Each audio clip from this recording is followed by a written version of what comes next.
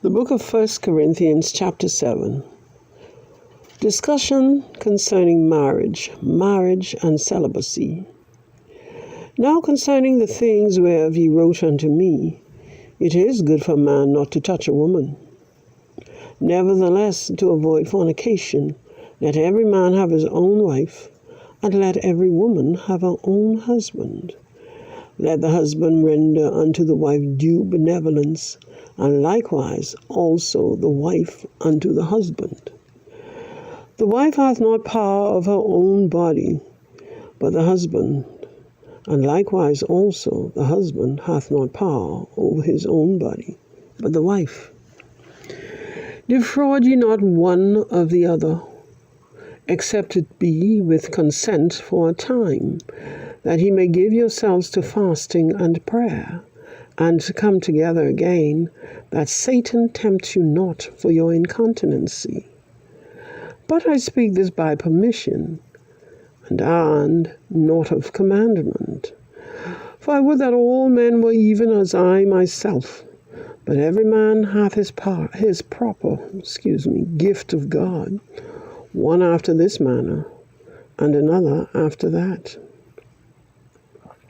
I say therefore to the unmarried and widows, it is good for them if they abide even as I.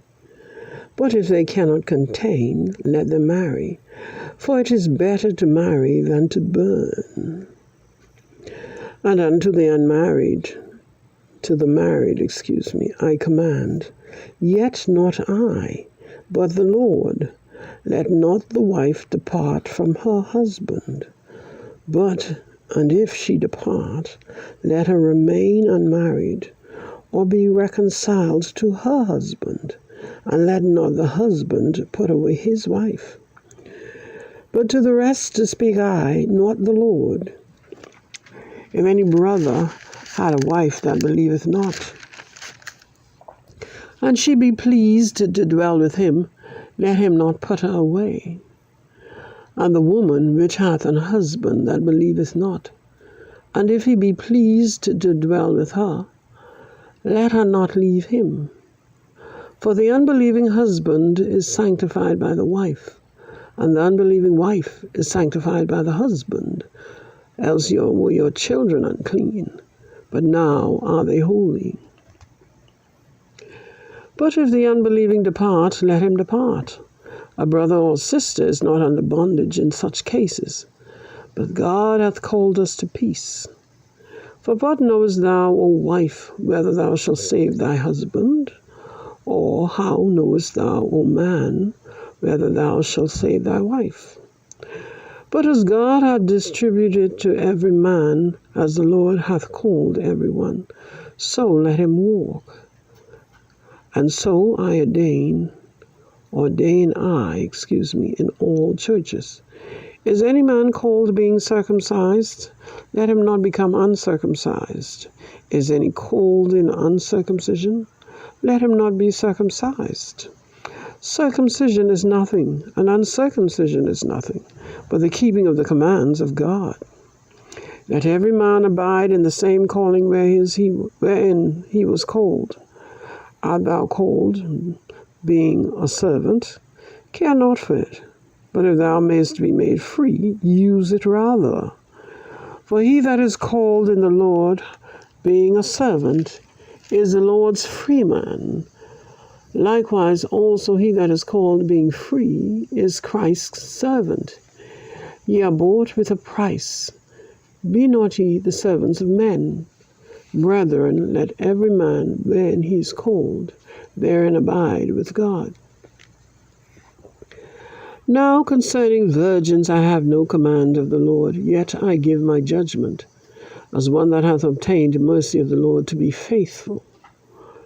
I suppose, therefore, that this is good for the present distress. I say that it is good for a man so to be. Art thou bound unto a wife? Seek not to be loosed.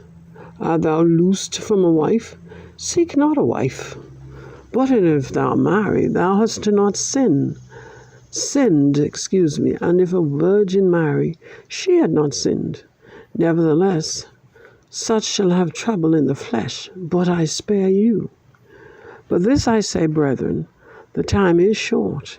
It remaineth that both they that have wives be as though they had none, and they that weep as though they wept not, and they that rejoice as though they rejoiced not, and they that buy as though they possessed not, and they that use this world as not abusing it, for the fashion of this world passeth away. But I would have you without carefulness. He that is unmarried careth for the things that belongeth to the Lord, how he may please the Lord. But he that is married careth for the things that are of the world, how he may please his wife. There is difference also between a wife and a virgin. The unmarried woman careth for the things of the Lord, that she may be holy both in body and in spirit. But she that is married careth for the things of the world, how she may please her husband.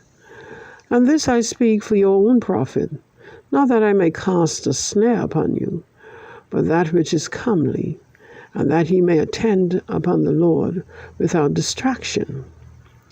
But if any man think that he behaveth himself uncomely toward his virgin, if she pass the flower of her age, and need so require, let him do what he will. He sinneth not. Let them marry. Nevertheless, he that standeth steadfast in his heart, having no necessity, but hath power over his own will, and hath so decreed in his heart that he will keep his virgin, doeth well. So then, he that giveth her in marriage doeth well, but he that giveth her not in marriage doeth better. The wife is bound by the law as long as her husband liveth. But if her husband be dead, she is at liberty to be married to whom she will, only in the Lord.